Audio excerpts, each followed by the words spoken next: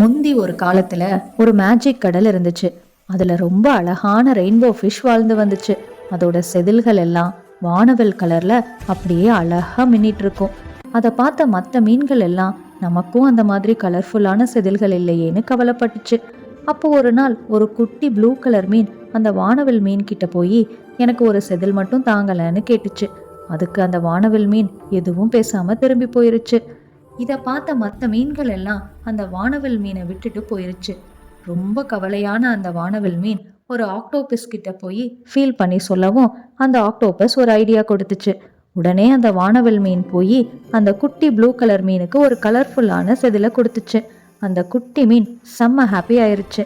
அதை பார்த்து சந்தோஷப்பட்ட வானவில் மீன் தான் கிட்ட இருந்த மற்ற செதில்களையும் மற்ற மீன்களுக்கு கொடுத்துச்சு.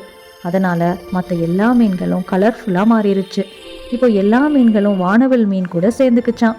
இப்போ அந்த வானவில் மீன் ரொம்ப சந்தோஷமா எல்லாரோடையும் சேர்ந்து வாழ்ந்துச்சு.